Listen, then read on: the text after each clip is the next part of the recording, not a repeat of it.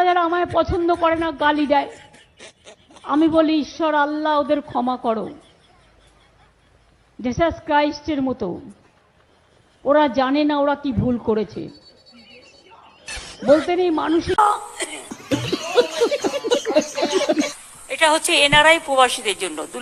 হুয়ে হিমালয় খাতরে মে পড়ে আজাদি। আমাকে বলেছিল কি আমি জগন্নাথ মন্দিরের কাঠ চুরি করেছি। কান মোলা দেওয়া উচিত এদের, কান ধরে উপোস কর। আমি কেন তোদের কাঠ চুরি করতে যাব?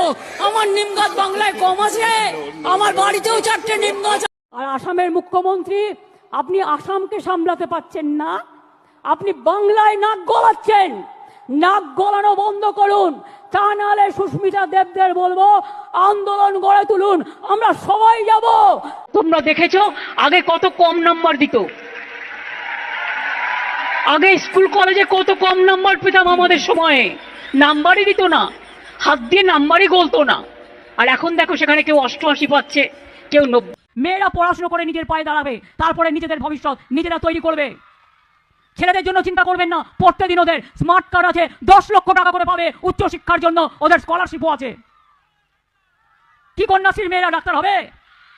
আমি তো এখনো বলতে পারি, ইন্ডিয়ার ফাইনাল যদি কলকাতায় হতো বা ওয়াঙ্কারেতে হতো, আমরা জিততাম।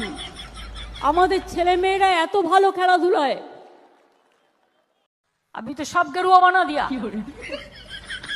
We are proud of your Indian players, and I believe they will be the champion of the World Cup champion.